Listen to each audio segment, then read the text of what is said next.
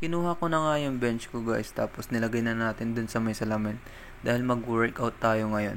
At nilagay ko na din sa incline yung bench natin. Dahil chest ang iti-train natin at napansin ko palang madaming rosas ng mangga. Kaya kumuha muna ako ng walis para walisin kasi nakakapuwing yan pagka dumikit sa mga dumbbells natin. At napansin ko palang namumunga yung mangga namin guys yan.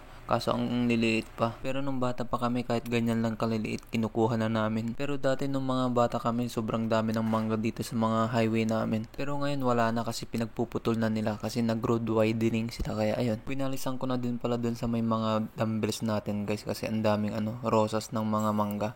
Kasi nakakapuwing talaga yan pagka dumikit sa dumbbells natin. At hindi ko na winalisan lahat yung mga dumbbells natin. Dahil medyo nagmamadali din tayo kasi alas 12 yung pasok ko niyan. Tapos nagbuhat tayo is 10:30. Halos 30 minutes lang din yung workout natin. At nag-stretching na tayo. At ang ginawa lang natin sa chest workout natin guys is lang yung incline tapos decline lang. Hindi na tayo nag-flat bench press. Ganyan lang yung mga ginagawa kong workout lalo na pagka limited lang yung oras natin. Kunting workout lang pero okay na yun. Goods na yun guys. Sa isang araw kahit 20 minutes o 30 minutes lang yung workout natin, goods na yun. Basta mabinat lang yung mga muscle natin. Pabawi na lang tayo sa mga susunod na araw or susunod na weeks. Basta lang makapag-workout tayo ngayong araw kahit 30 minutes lang.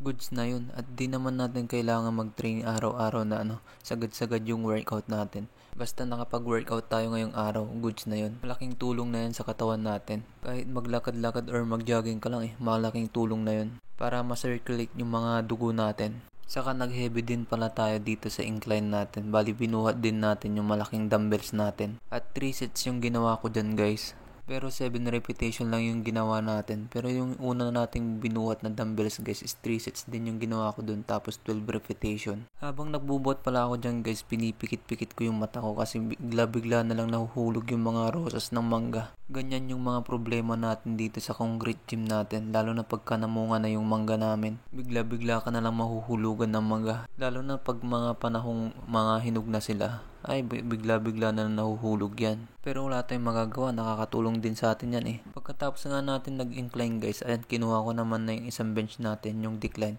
At doon naman tayo magbubuhat sa barbell natin. At kumuha naman na ako ng isang plates para ilagay dun sa ilalim ng natin, yung bench natin kasi hindi pantay yung semento. At syempre nag-lightweight muna tayo, binawasan natin ng plates yung barbell natin. Ganon yung ginagawa ko pagka unang buhat palang magaan muna tapos padagdag ng padagdag. Pero dyan is 2 plates lang yung kaya ng barbell natin. Pero yun is goods lang kasi sakto lang yung bigat para sa atin. At hindi naman tayo pwedeng bumuhat dito ng sagad-sagad or sobrang bigat lalo na wala naman tayong spotter.